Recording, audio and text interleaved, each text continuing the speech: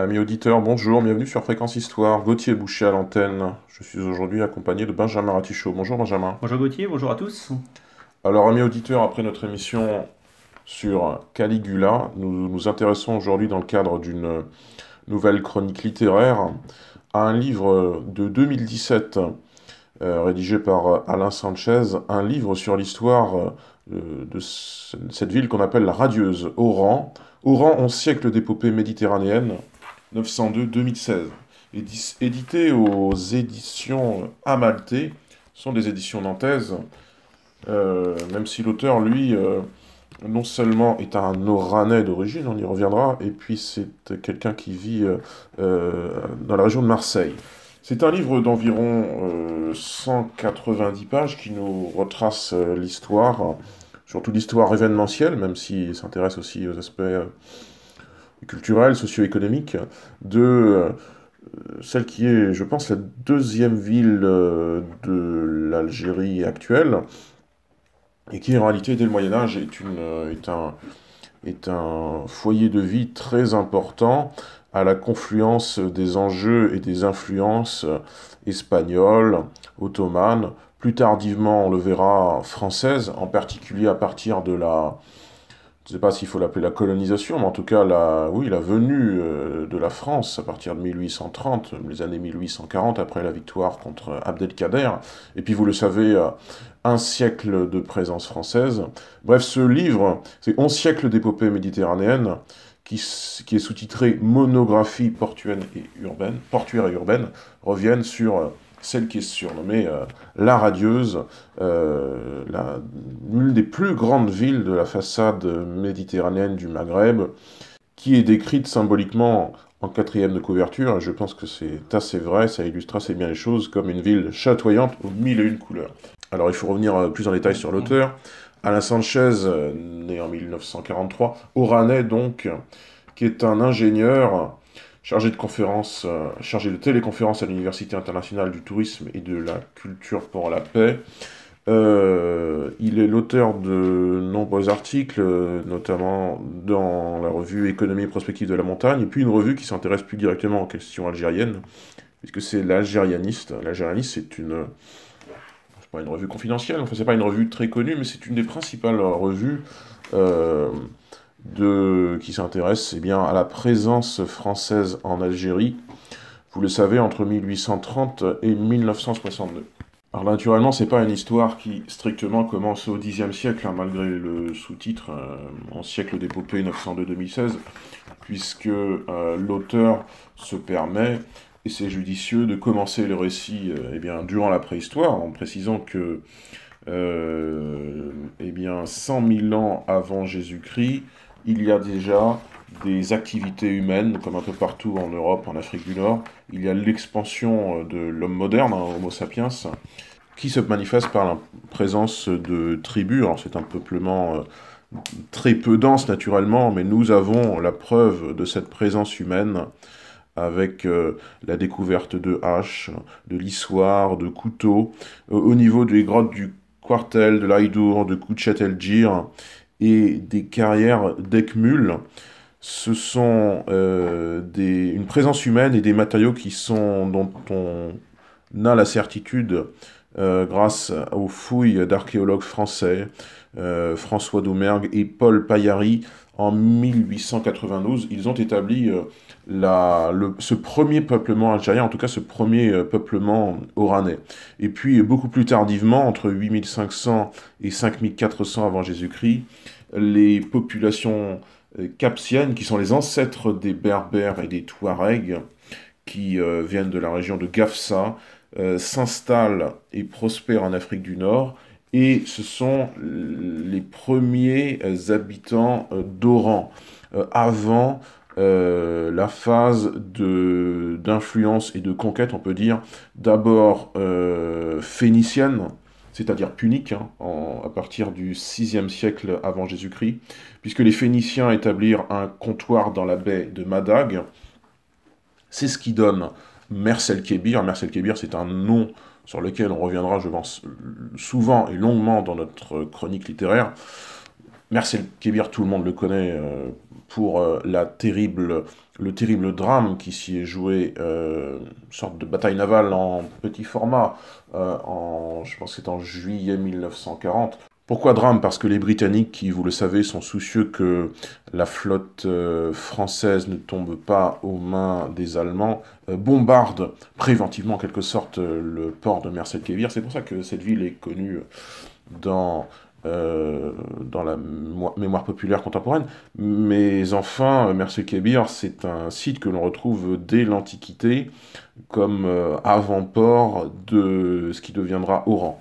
Et puis, nous avons ensuite des développements dans le livre, c'est page 17, 18, sur donc la conquête romaine, le paléochristianisme, la judaïté antique, parce qu'il faut le dire, Oran est un creuset de cultures et de religions différentes, et nous arrivons tranquillement, à partir du deuxième chapitre, sur l'influence musulmane et sur la naissance véritablement de la ville d'Oran, qui est située en 902, année durant laquelle la petite bourgade d'Oran, qui est donc affublée d'un nom d'origine berbère, est créée par des marins andalous venus d'Espagne, dont un marin en particulier qui est Mohamed Ben Abou Aoun, avec une sorte de neutralité du pouvoir dominant de l'époque, qui sont les Omeyyades, enfin les Omeyyades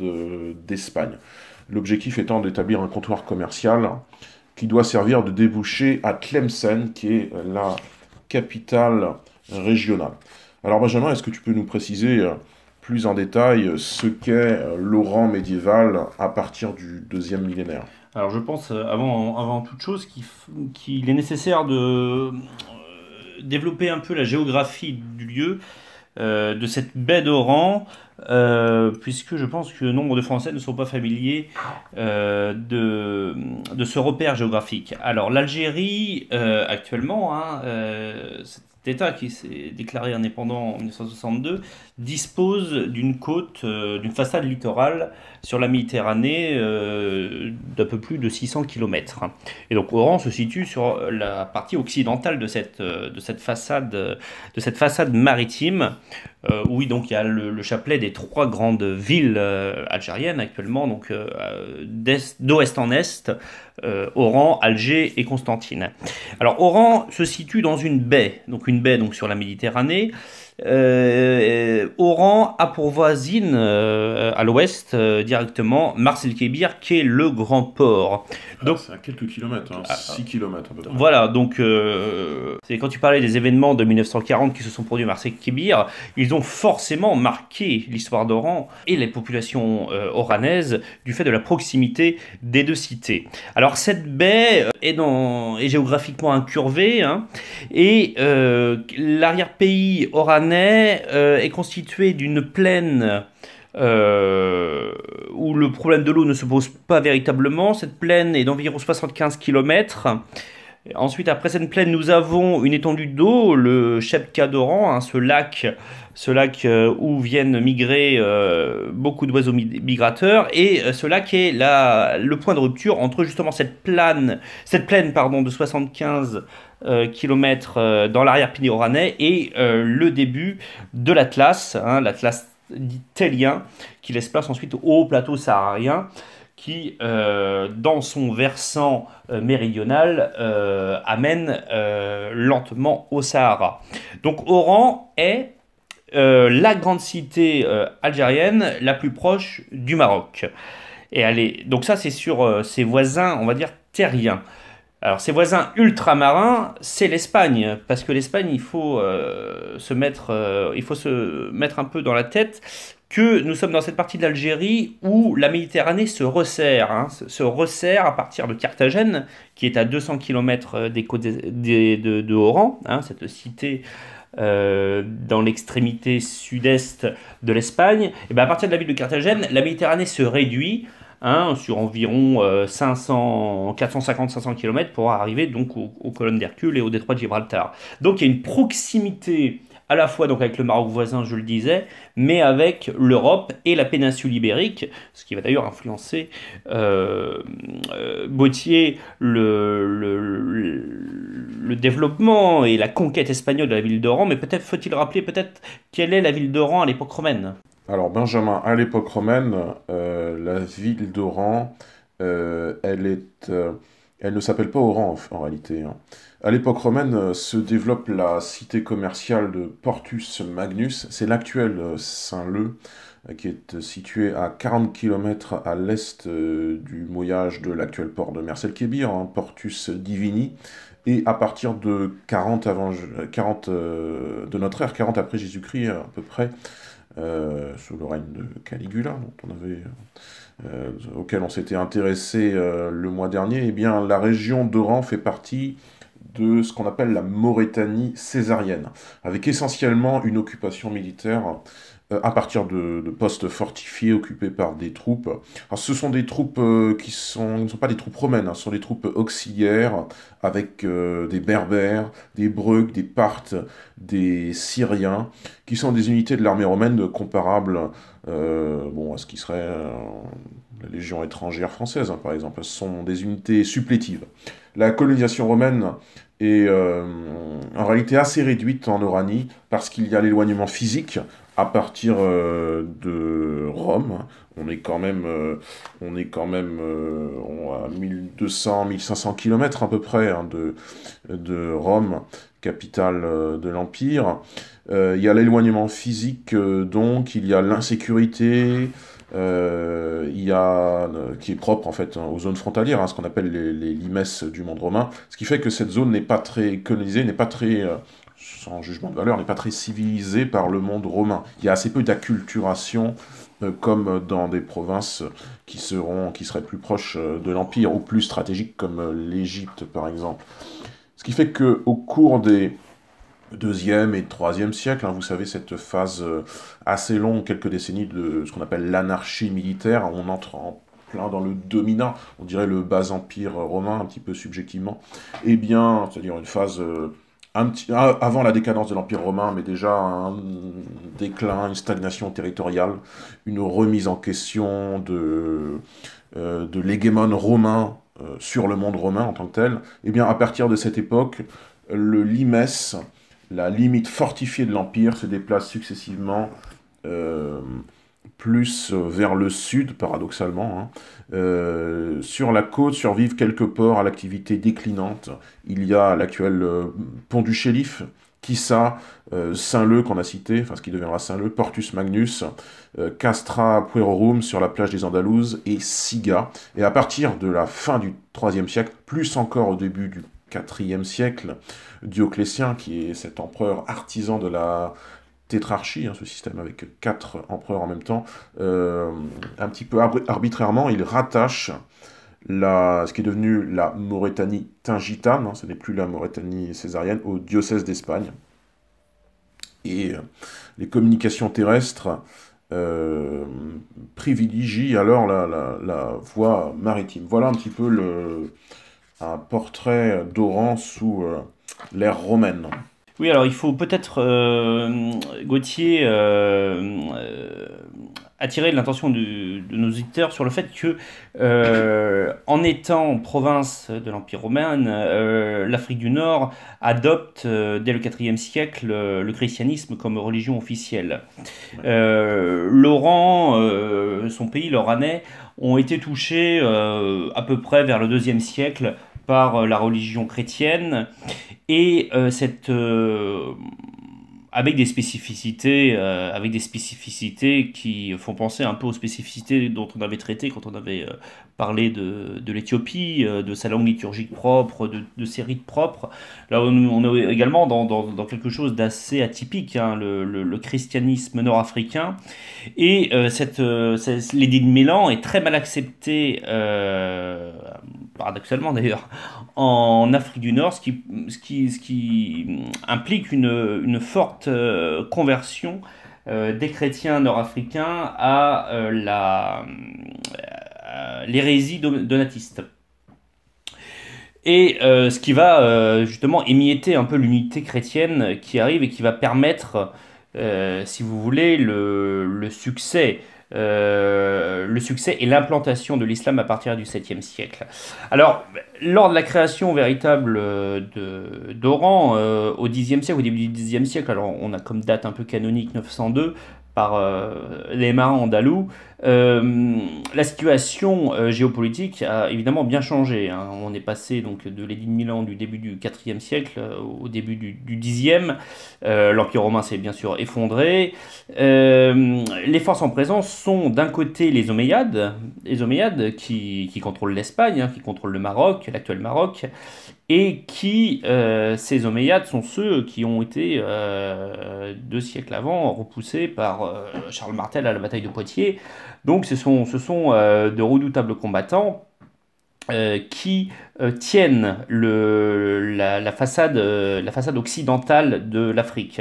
Et d'un autre côté, du côté plus l'actuelle Tunisie, la Libye, et même l'Égypte, il y a les Fatimides. Les Fatimides, et dont la capitale se situe en Égypte, mais l'une des succursales, si je peux m'exprimer ainsi, est à Kairouan, en Tunisie actuelle. Donc la ville d'Oran, qui est une sorte de comptoir andalou, mais comptoir andalou, comment dirais-je, musulman, puisque l'Espagne, la quasi-intégralité, même mis à part le royaume de Catalogne qui est sous la suzeraineté des Carolingiens, la quasi-totalité de l'Espagne actuelle est aux mains des Omeyyades. Donc ces marins andalous, donc musulmans, retrouvent une ville qui est donc entre deux influences, à la fois Omeyyades et Fatimides, qui, bien qu'étant toutes les deux d'obédience musulmane, sont sur des registres géopolitiques totalement différents quand il s'agit évidemment de contrôler le territoire.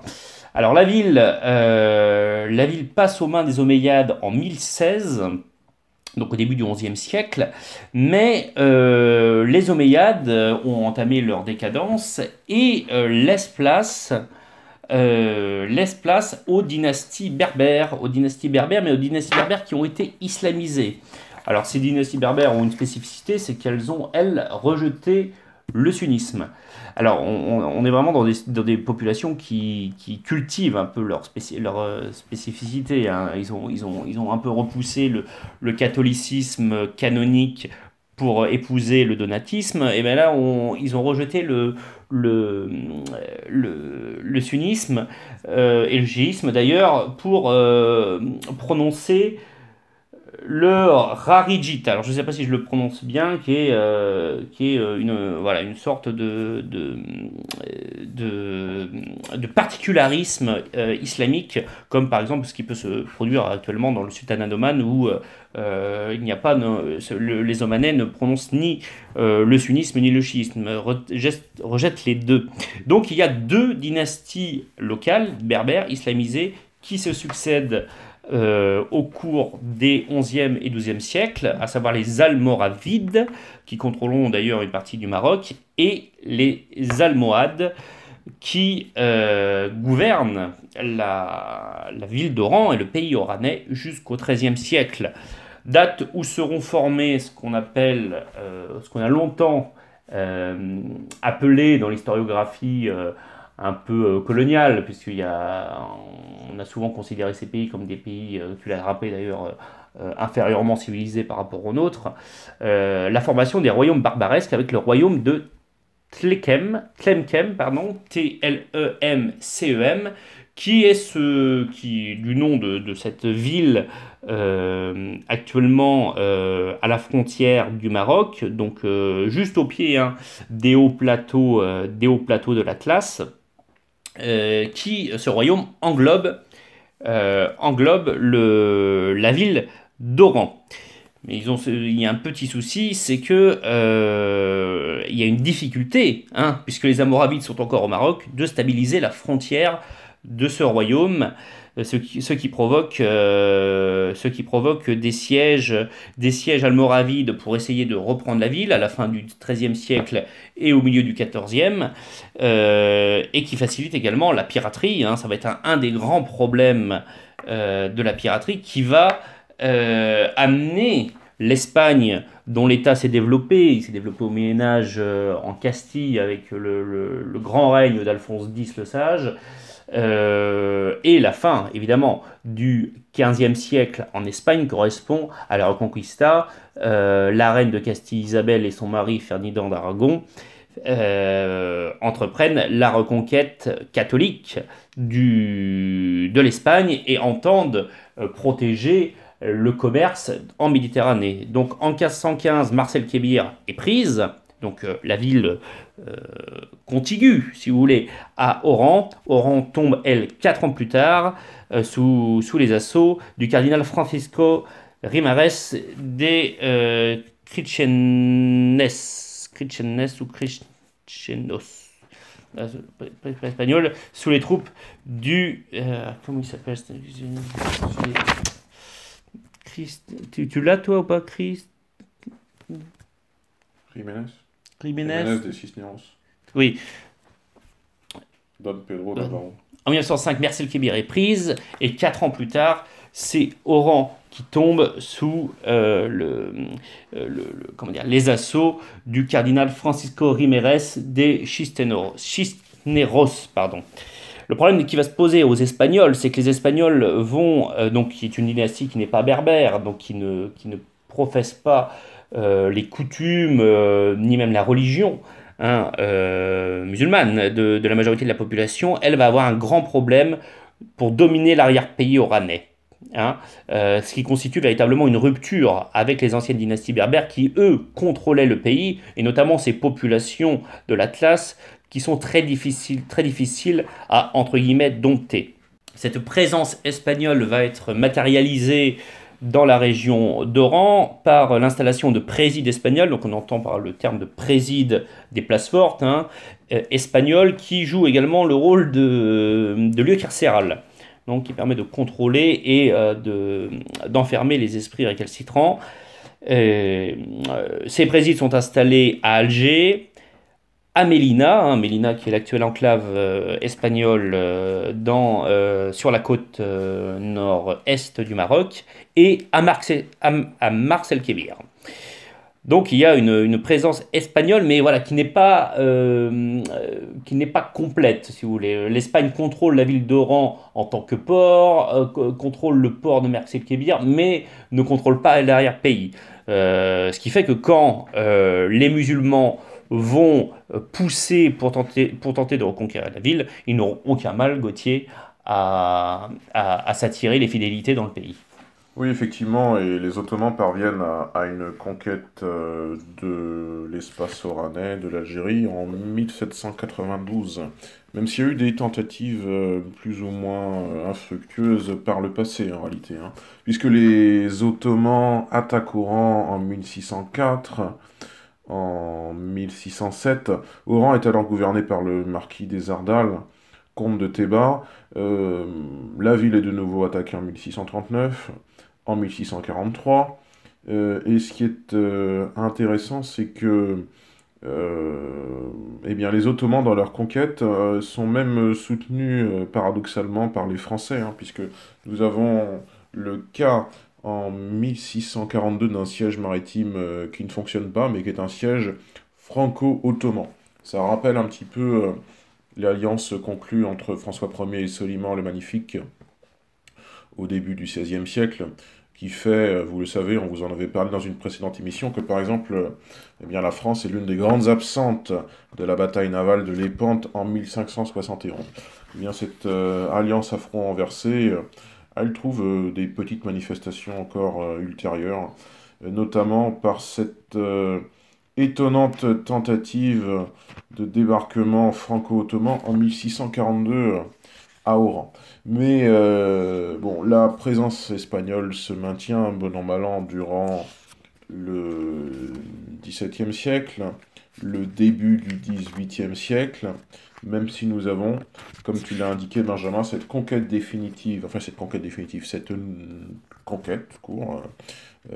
qu'on appelle la seconde présence espagnole à partir de... la troisième présence espagnole, plus exactement, à partir de 1792. Pourquoi la troisième présence espagnole? Parce qu'il y a eu des tentatives de conquête ottomane avec plus de succès et sur davantage de longueur.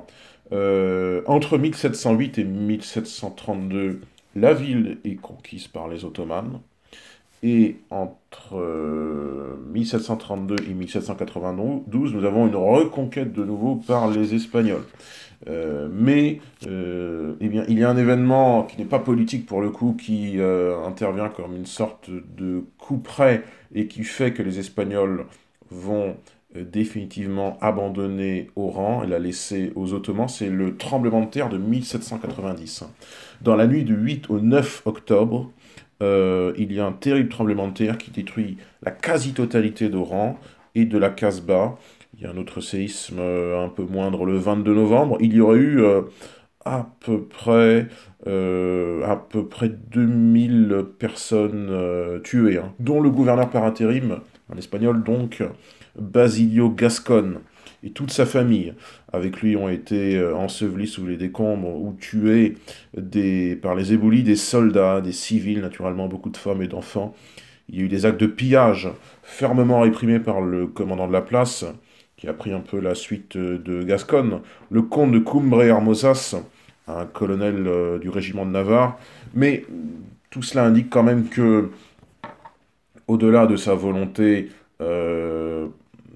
parfois formulée par les élites espagnoles d'un abandon d'Oran, il y a là une condition idéale pour précipiter cet abandon. Cet abandon qui interviendra donc en 1792. Alors il y a une anecdote intéressante, enfin une citation intéressante hein, que l'auteur Alain Sanchez nous livre en page 41 qui nous dit un petit peu cette volonté espagnole d'abandonner Oran bien avant le tremblement de terre, puisqu'on se situe là en 1780, donc 10 ans auparavant.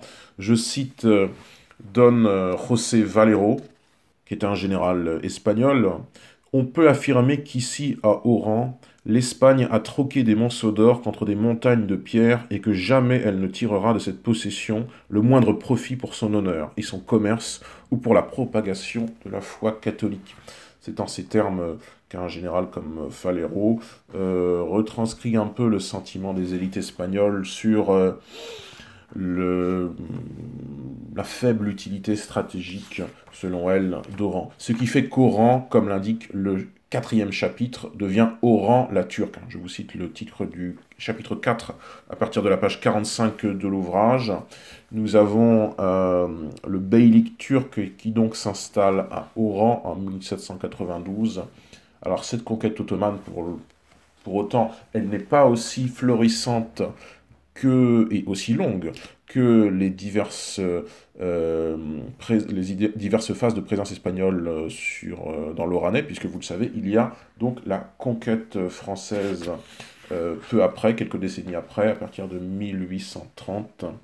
Vous l'avez peut-être compris, l'homme fort de l'Oranais, il s'appelle le Bey, et sa fonction donc c'est le beylik, B-E-Y-L-I-C-K. Il y en a beaucoup qui se succèdent hein, dans ces années entre 1792 et 1831. Pourquoi se succèdent-ils comme cela?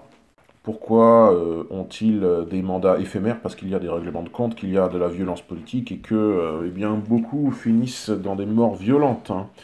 Nous avons par exemple Mohamed El-Kébir qui vient en aide aux indigènes, qui fait construire à Oran eh bien, des nouvelles mosquées, dont la mosquée du Pacha en 1796, avec l'argent des rançons, des esclaves chrétiens. Eh bien, sa popularité est tellement forte qu'il fait de l'ombre, semble-t-il, au dé d'Alger, et qu'il est empoisonné par celui-ci vers 1799.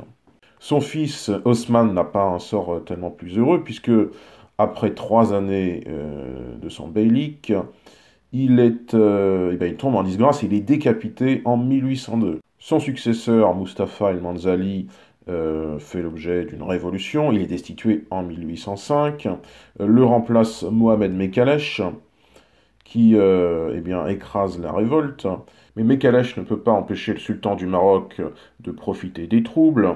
Ce qui fait que le Maroc fait main basse sur diverses oasis, les oasis de Figuig, de Gourara, du Touat, et Mekalesh est cruellement exécuté en 1807. Alors, quand je dis cruellement, je ne me paye pas de mots, puisque il est tué avec une calotte de fer portée au rouge appliquée sur sa tête. On imagine que c'est une mort assez douloureuse. Même sort pour son successeur, Mohamed El-Rekid. Rekid est fait capturer par le pacha d'Alger, qui le torture, qui l'écorche, qui l'embroche sur une barre de fer pendant 36 heures semble-t-il, et qui est décapité. Et son successeur, Ali Karabargli, est étranglé en 1817, ce qui fait que le dernier de ces beys, Hassan, qui est un ancien cuisinier du bey Osman, marchand de tabac, un homme assez simple, on trouve assez étonnant finalement que lui, il puisse régner pendant 12 ans. Un règne assez réformateur, semble-t-il, puisqu'il lutte contre les marabouts, il parvient à...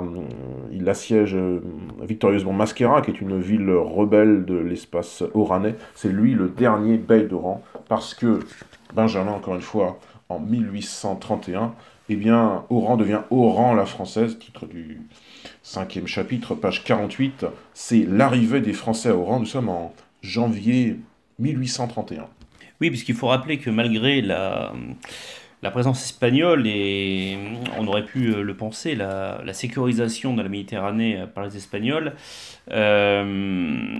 cette sécurisation n'a été que toute relative. Alors, elle a été effective, c'est vrai, comment dire, cet espace se rétrécissant de la Méditerranée dont je parlais tout à l'heure, hein, entre l'Espagne et les côtes algériennes. Mais le sort d'Oran va être lié au sort de la grande cité qui est environ à 300 km d'Oran, qui est Alger. Puisque à Alger, depuis la fin du Moyen Âge, les actes de piraterie, enfin Alger est devenu un repère de pirates, qui met à mal les prétentions méditerranéennes de la France. La France qui n'a jamais été, la France qui redécouvre un peu cet espace méditerranéen. Alors elle a été très présente sur la Méditerranée. Le Royaume de France avait été très présent lors évidemment des épisodes des croisades, hein, puisque la route des croisades passait par la mer Méditerranée. Ça a été moins vrai à l'avènement des Capétiens valois.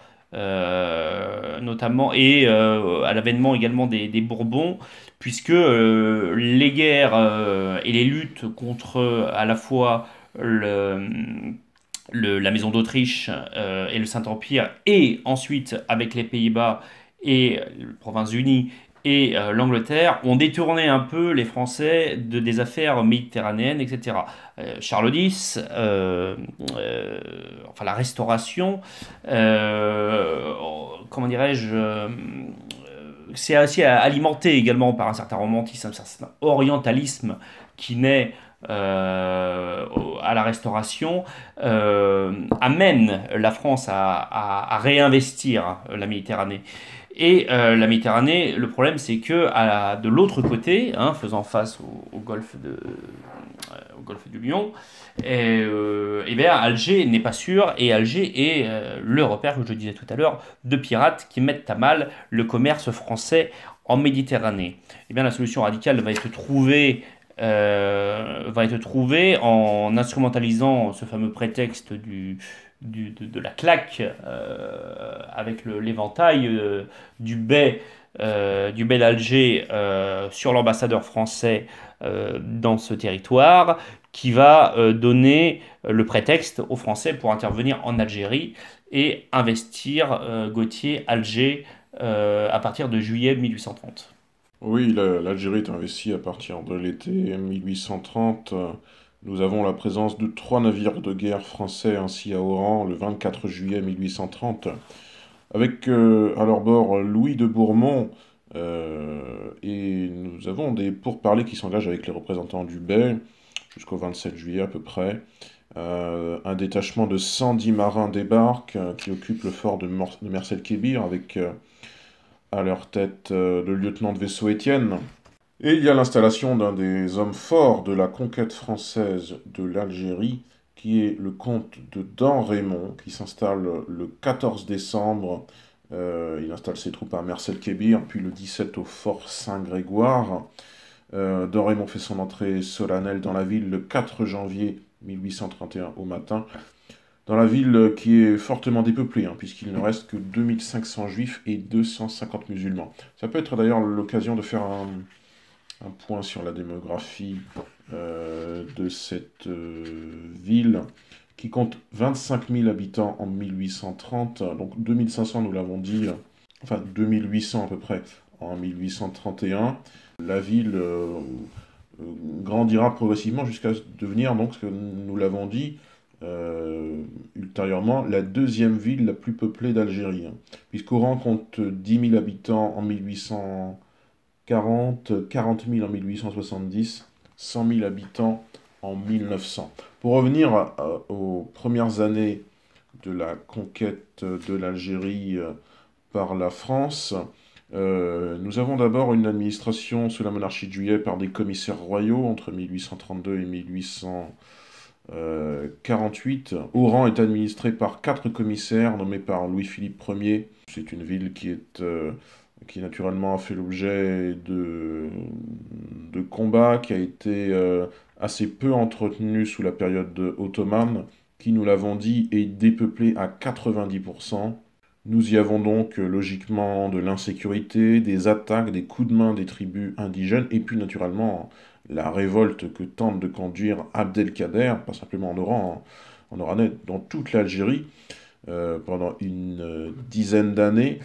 À titre d'exemple, les troupes d'Abdelkader vont tenter 3 fois dans la seule année 1840 de s'emparer de la redoute du Figuier. C'est ce qui deviendra la future commune de Valmy, qui est un dispositif défensif situé à une douzaine de kilomètres du sud d'Oran. Bon, ce sont des tentatives qui ne fonctionnent pas, hein, mais ça montre le caractère résolu de la révolte d'Abdelkader. Les Français sont aussi assez surpris de découvrir un climat hostile et périlleux, la présence de fauves dans les massifs montagneux, mais jusque dans les campagnes, qui fait que l'administration de l'Oranais n'est pas chose facile. Alors on vous a dit rapidement qu'il y avait des commissaires royaux. Qui sont-ils? Nous avons le premier d'entre eux, Pujol, à partir de décembre 1831. Pujol effectue le premier recensement de la population civile par les autorités françaises. Il dirige assez brièvement puisqu'il est remplacé par un général, Pierre Boyer, en 1832, puis par Pascal de Lesseps, qui lui va gérer pendant 14 ans.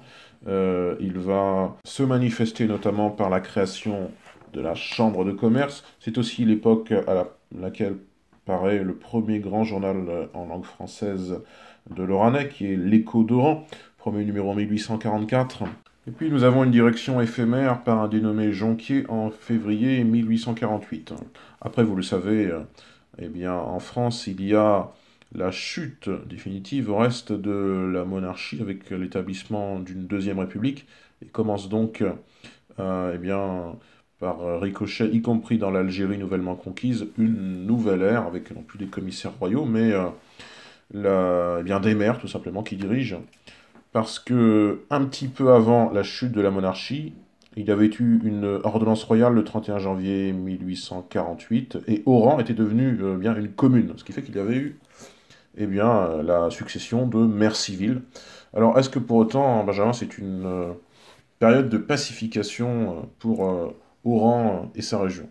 Oui, effectivement. Alors le climat s'apaise, hein, pour répondre à ta question. Le climat s'apaise. La chute de la monarchie de Juillet et l'avènement de la Seconde République va donner le point de départ à une phase administrative qui clôt la phase de conquête de l'Algérie. Et donc cette phase administrative va évidemment profiter à Oran, qui, comme tu l'as rappelé, est la deuxième ville en termes de population de l'Algérie à cette époque. Donc ça passe, comme tu l'as rappelé, par la création de la commune, hein. Deux maires se succèdent dans le laps de temps de la 4e République. Et surtout, on constitue excusez-moi pour le jeu de mots, au rang de préfecture, au même titre que Alger et Constantine. Et cette promotion au rang de préfecture va nécessiter une immigration d'un personnel politique capable d'administrer le territoire dans l'Oranais. Alors ça passe évidemment par le personnel dans les mairies, dans les préfectures, mais également le personnel militaire, de maintien de l'ordre, de garnison. Donc ce qui va amener progressivement tout au fil de la seconde partie du 19e siècle, eh bien, un exode des populations de la France métropolitaine vers l'outre-mer oranais. Alain Sanchez rappelle un peu les compositions et surtout les destinations des convois qui sont arrivés. Donc on arrive à la fin de la Deuxième République et sous le Second Empire à une phase véritablement de peuplement de l'Algérie auquel n'échappe pas évidemment l'Oranais. Les préfets se succèdent selon qu'ils approuvent les régimes politiques qui se succèdent. On imagine très bien qu'après le coup d'État de 1851, le personnel politique est plutôt favorable au pouvoir napoléonien. Napoléon III d'ailleurs se rend en Algérie à 2 reprises, en 1860 et en 1865, accompagné la deuxième fois de son épouse Eugénie de Montiro. Donc la vie s'égrène au fil du 19e siècle, une vie bien sûr contrôlée sous le contrôle de l'administration française. Une rupture va intervenir qui va être ressentie en France métropolitaine, c'est plutôt logique, mais également dans les territoires coloniaux, notamment en Algérie, même si l'Algérie n'est pas à 100% une colonie, c'est même pas du tout une colonie. Une rupture va pourtant se faire sentir en France métropolitaine, c'est plutôt logique, mais également en Algérie. C'est la déconfiture de l'armée française lors de la guerre franco-prussienne, puisque on va notamment après la victoire de la République, après le vote des lois constitutionnelles en 1875, voir arriver un personnel républicain dans tout ce que ça peut comporter d'acception religieusement anticléricale, donc très progressiste, qui va heurter les populations diverses religieuses de la ville. Mais bon, cette implantation de personnel politique républicain amène, dans un cadre de paix, la France est en paix jusqu'en 1914, va permettre l'embellissement de la ville, la mise en place de plans d'urbanisme qui vont faire sortir toute une nouvelle architecture de terre et de faire de Rouen une sorte d'hybride entre le côté oriental de la cité médiévale et le côté beaucoup plus contemporain qui ressemble au bâtiment parisien. Le président Émile Loubet vient à Oran en 1903. Lyotet également, qui est administrateur, résident général pardon, au Maroc voisin, il vient en 1908. Donc on a une sorte de paix, qui s'installe dans ces années de la Troisième République, qui m'amène peut-être à de parler de justement la paix qui favorise la mixité dans la ville, la mixité notamment religieuse. Nous avons une ville qui a subi donc une évangélisation chrétienne dès le IIe siècle après Jésus-Christ. Elle est sous l'autorité au 5e siècle par exemple du patriarche d'Alexandrie. Le patriarcat d'Alexandrie regroupe énormément de paroisses, donc ça va d'Oran jusqu'à l'Éthiopie, dont nous avions parlé dans une précédente émission. Cette paroisse, c'est vraiment qu'une paroisse au Moyen-Âge, va être placée lors de la domination espagnole sous l'archevêché de Tolède. Et puis c'est Napoléon III qui va, notamment grâce à la pacification qu'il a pu obtenir ou profiter surtout, puisque ce n'est pas lui qui conquiert l'Algérie, c'est plus lui qui la pacifie. Il profite de l'ordre maintenu pour demander au pape Pie IX d'ériger la paroisse en diocèse, ce qu'un décret pontifical exécute le 25 juillet 1866. Donc on arrive à une succession d'évêques qui va de Ériné Callot, qui est le premier évêque d'Oran, jusqu'à Bernard Lacaste, qui est véritablement le dernier évêque. Son épiscopat a duré de 1946 à 1972, qui peut professer et exercer un prosélytisme catholique, puisque on comprend bien qu'après l'indépendance d'Algérie en 1962, il est compliqué pour les catholiques de professer leur religion. Euh, Pas forcément de la professer d'ailleurs, mais de la diffuser, hein. Et donc tout l'effort évangélisateur et apostolique de Monseigneur Lacaste a été freiné par cette indépendance algérienne. Donc il y a encore une forte, comment dirais-je, communauté catholique. Il y a une forte communauté juive, hein, puisque nous sommes au cœur des échanges méditerranéens.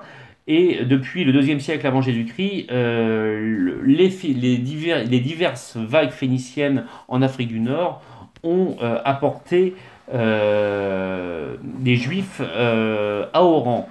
Alors, quand les Omeyyades s'installent à Oran, les Juifs subissent un système de dhimmi. Ils ne peuvent pas monter à cheval, pas porter d'armes, ils doivent s'habiller d'une certaine façon, avec un habit noir, un turban jaune, donc pour bien marquer qu'ils ne sont pas des citoyens comme les autres.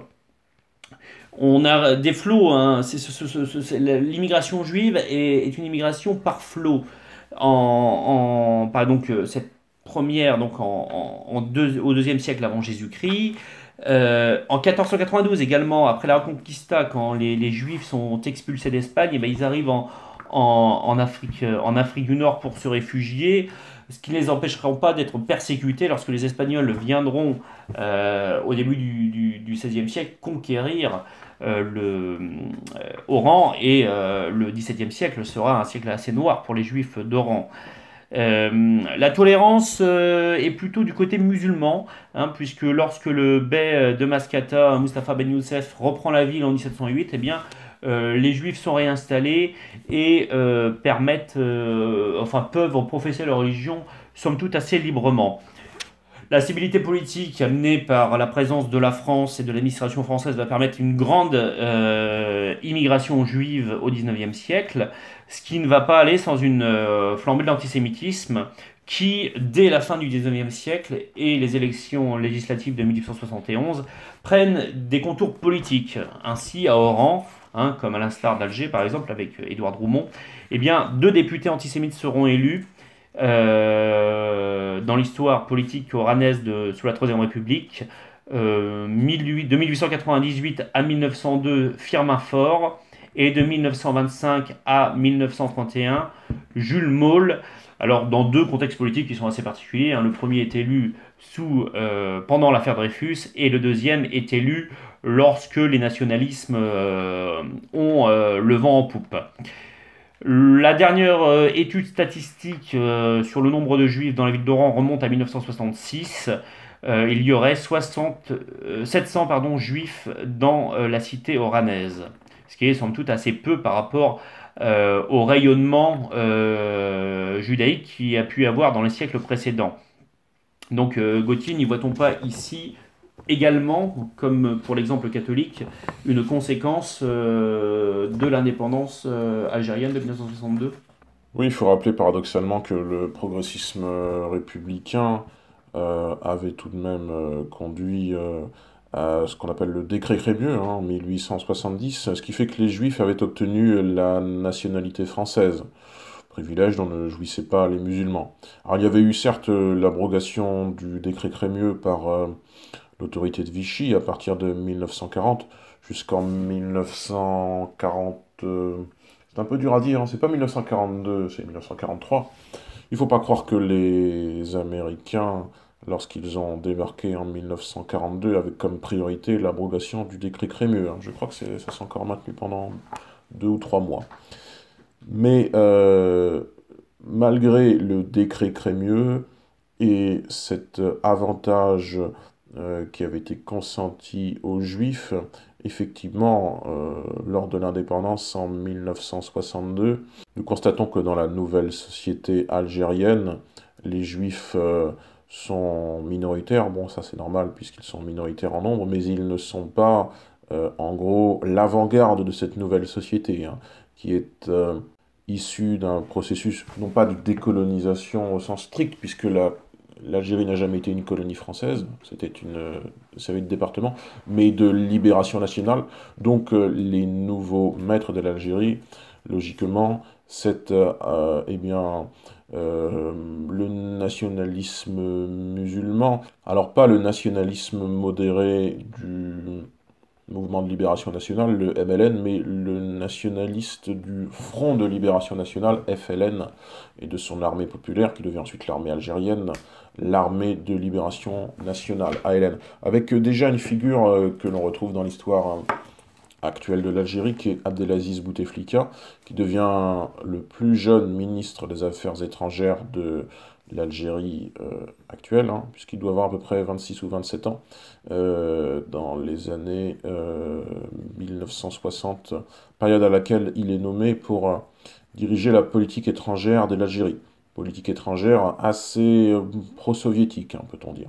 En tout cas, tu l'as dit, Benjamin, tu l'as souligné, les Juifs n'ont pas beaucoup à attendre du nouvel État indépendant algérien. Les Français, au reste, n'ont pas grand-chose à attendre. En tout cas, le peu de Français qui restent sur place, non seulement les pieds noirs et eh bien, les alliés militaires de la France qui ont constitué les Harkis, qui eux vont subir les foudres du nouveau pouvoir algérien.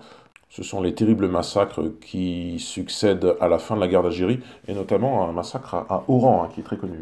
Oui, nous pouvons notamment citer le massacre d'Oran, hein, l'affreux massacre d'Oran qui a eu lieu le 5 juillet 1962, dont le bilan a été très lourd, hein, 95 morts, quelques 160 blessés et un peu plus de 450 disparus. Et ce massacre s'est produit 2 jours après la reconnaissance de la dépendance algérienne. Euh, donc il y a eu une volonté de châtiment qui a frappé cette ville au bouillonnement intellectuel et civilisationnel dont l'histoire qui a été relatée dans ce livre par Alain Sanchez est le témoin, et qui permet pour les autorités du FLN de faire entrer Oran dans une nouvelle ère, hein. Et d'ailleurs le chapitre 6 est consacré à cette nouvelle ère, Oran l'algérienne, hein, puisque la nation algérienne s'est proclamée indépendante en juillet 62. Oui, Oran l'Algérienne, sur laquelle revient l'ouvrage à partir de la page 91, précisant en intertitre légitimement une naissance dans un bain de sang. C'est le massacre, enfin les massacres dont on vous a parlé le 5 juillet 1962. Le livre reprend d'ailleurs une citation de Paul Birban sur les massacres d'Oran. Le 5 juillet à Oran, 5 juillet 1962, a été la journée la plus sanglante de la guerre d'Algérie. Plus de 700 morts répertoriés par Jean-Jacques Jordi en estimation basse, et près de 3000 par Alfred Salinas. Il reste un cas unique dans le monde où une armée nationale et républicaine laisse massacrer ses compatriotes civils par des étrangers sans intervenir, puisqu'il y a notamment l'ordre donné, un ordre très connu, hein, donné au général Katz, de ne pas intervenir, hein, donc que les militaires n'interviennent pas pour peut-être essayer d'empêcher les massacres en cours. Euh, comme le dit à juste titre le sous-titre de la page 92, je cite, « Le gouvernement français reste sourd aux appels de détresse ». Mais nous avons donc Oran et toute l'Algérie qui entrent dans une nouvelle ère, celle de l'indépendance. C'est une ère concrètement qui est celle de la, faut bien le dire, de la spoliation généralisée des biens des Européens. Oran fait aussi les frais eh bien, de l'influence islamiste, hein, celle du Front islamique du Salut, qui succède à une phase d'instabilité politique, puisque vous ne le savez peut-être pas, c'est assez peu connu par nous autres Européens, qui avons naturellement un regard eurocentré, mais le premier président algérien, Ben Bella, est déposé en 1965. Il y a quand même une instabilité politique, hein, ce qui succède au départ des Français. Instabilité politique qui culmine en 1991, après une loi de 1990 qui avait ouvert l'Algérie au multipartisme, aux élections municipales. En 1991, nous avons quand même la victoire symbolique du FIS, hein, du Front islamique du salut, 54% des suffrages au niveau national, qui fait que Oran, comme les autres villes, passe sous le joug islamiste. Et nous avons là une phase de guerre civile d'une dizaine d'années, jusqu'en 2002 à peu près, même s'il y a eu une élection présidentielle en 1999 entre ces deux phases, avec la désignation de Bouteflika, nous avons une phase d'instabilité, hein, qui nous est bien décrite avec le récit des maires successifs, 20 maires qui se sont succédés, qu'ils soient désignés par le pouvoir en place ou élus démocratiquement. Alors il faut dire que les 4 premiers maires ne sont pas des maires de plein titre, hein. On les appelle des présidents de la délégation spéciale à la ville d'Oran, DSVO, jusqu'en 1967. Cela montre que le régime n'est pas encore pleinement implanté. Après, ça devient des présidents de l'Assemblée populaire communale, APC, entre 1967 et 1992, puis de 1997 à aujourd'hui. On parle encore de l'Assemblée populaire communale, hein, plutôt que de dire tout simplement le maire d'Oran. Eh bien, à travers le récit des municipes successifs, alors ils ne sont pas tous intéressants, mais on voit les évolutions politiques de la ville d'Oran, puisque le premier des maires, après le départ des Français, Abdessamad Ben Abdallah, c'est par exemple un ancien avocat au barreau de Paris. Il est logiquement membre du collectif des avocats FLN en France. On n'envisage pas qu'un maire, juste au départ des Français, soit autre chose qu'un membre du FLN. Et le FLN a conservé, vous le savez, une assise politique déterminante en Algérie, hein, même un demi-siècle après l'indépendance. Il y a des maires qui sont moins importants, comme Brahim Tayeb Mokhtar. Lui, il est à la tête de la ville que quelques mois. Il est hâtivement remplacé parce qu'il y a ce coup d'État, nous vous l'avons dit brièvement, contre Ben Bella, le renversement de Ben Bella en juin 1965. Il y a un maire qui, en revanche, lui s'inscrit dans la durée et donc est un réformateur efficace. Enfin, c'est pas forcément synonyme, mais il arrive à réformer habilement. C'est un ancien directeur d'école et inspecteur d'académie, Seguer Ben Ali, qui est élu maire en 1965, qui le reste 10 ans, qui entretient le patrimoine de la ville, il restaure les jardins publics, l'hippodrome, le théâtre de verdure et les arènes, et il fait construire la première école depuis l'indépendance. C'est vous dire quand même les difficultés dans lesquelles s'enfonce l'Algérie après le départ des Français. Pendant une dizaine d'années, il n'y a pas d'école. Et symboliquement, durant son municipe, la France se retire définitivement de la base navale de Mers-el-Kébir. On est en 1968. Les succès d'un maire très populaire, Briki Abdelkader, maire pendant 4 ans, qui se manifeste par de grands travaux d'urbanisme, l'élargissement du second périphérique. Et bien symboliquement, on parlait du sort fait aux Juifs, Benjamin. Le mauvais sort fait aux Juifs, il se vérifie aussi sur le plan de l'urbanisme, puisque ce second périphérique, hélas, pour la population juive d'Oran, elle traverse le cimetière juif. Il y a aussi, il faut dire, la mutation, si on peut dire, de la grande synagogue qui devient la mosquée Abdallah Ben Salem en 1965. Logiquement, il y a quelques personnalités corrompues aussi dans cette succession de maires. Le plus emblématique d'entre tous étant certainement Benamar Laouri, un ancien pompier qui est maire entre 1980 et 1983. Ses détracteurs le qualifient unanimement, je cite, de médiocrité personnifiée. Son municipe est tellement entaché par la corruption, semble-t-il, qu'il est révoqué par le Wali et incarcéré pour détournement de fonds.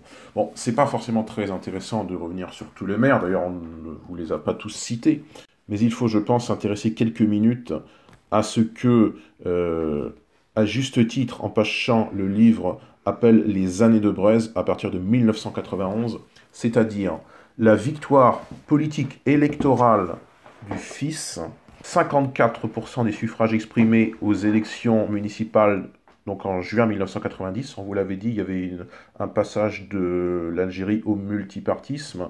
Le FLN comptait sur cela pour avoir une plus forte assise politique. Eh bien, c'est raté, puisque si le fils fait 54%, le FLN, deuxième force politique du pays, tombe à 28%. Il y a donc, dans le rang des islamistes du fils, des ambitions naissantes, et il y a, Benjamin, une prise de pouvoir par le fils à partir de 1991. Le titre d'ailleurs est éloquent hein, d'Alain Sanchez, Les années de Braise.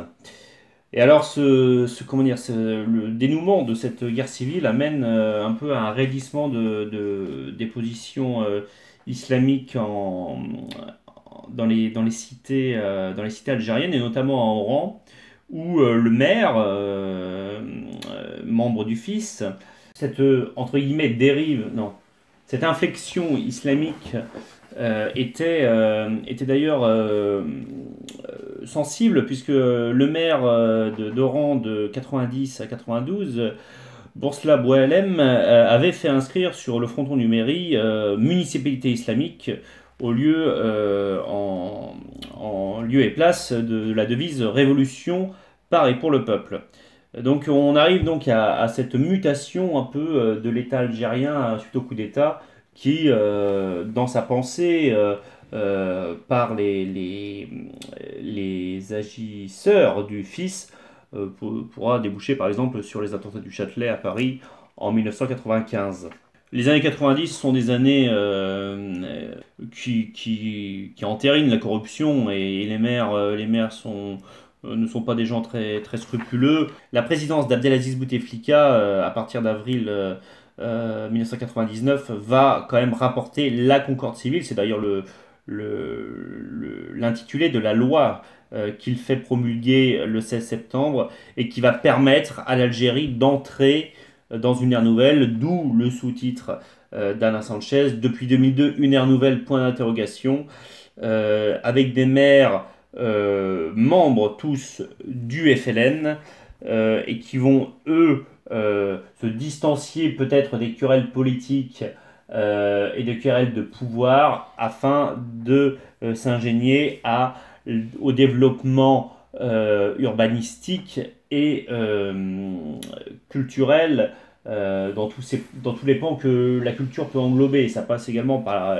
l'éducation, par l'école, et donc de faire d'Oran une ville du 21e siècle, une ville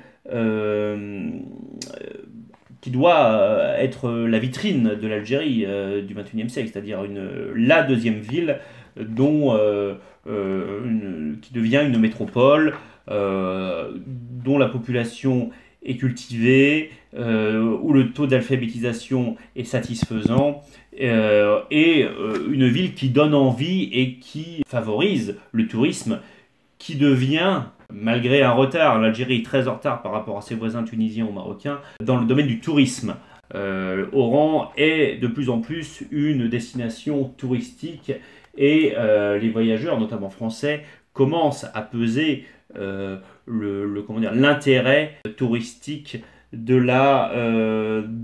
la cité oranaise. Alors bon, ce beau tableau est un peu contrasté par l'auteur, par la dégradation peut-être d'un certain niveau de vie des populations originelles d'Oran, qui qualifie de clochardisation des grands centres urbains devenus de grands douars. Donc bon, bah, c'est un peu le revers de la médaille dans les métropoles d'aujourd'hui, hein, si vous voulez, la réussite et l'attrait que peut avoir la ville fait l'infortune de certains.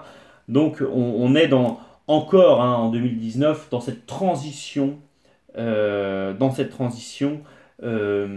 la ville d'Oran, et c'est d'ailleurs là que se clôt la partie historique du livre d'Alain Sanchez, puisqu'après nous parlons plus des ressorts culturels, civilisationnels de la ville d'Oran, que nous avons, Gauthier, déjà abordé.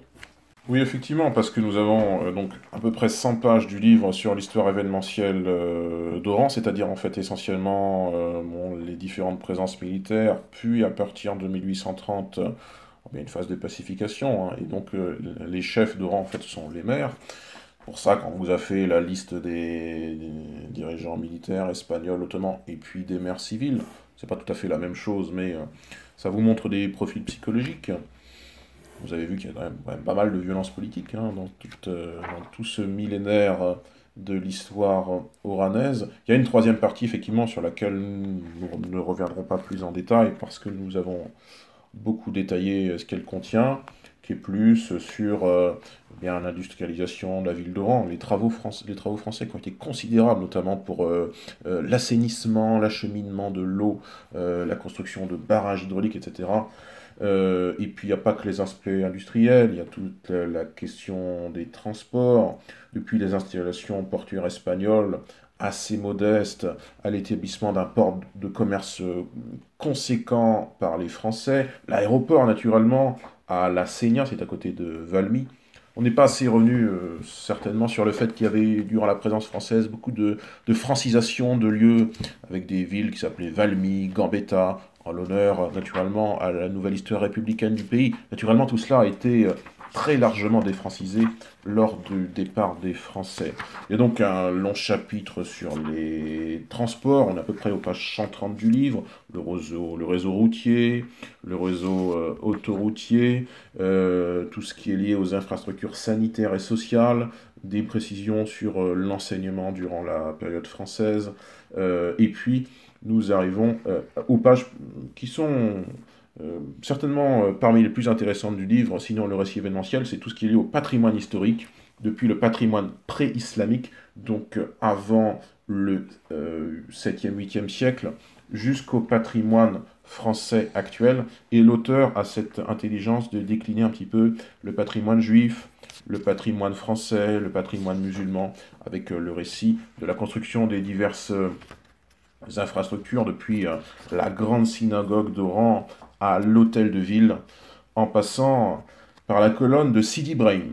Voilà pour ce livre sur 11 siècles, mine de rien, de l'histoire d'Oran.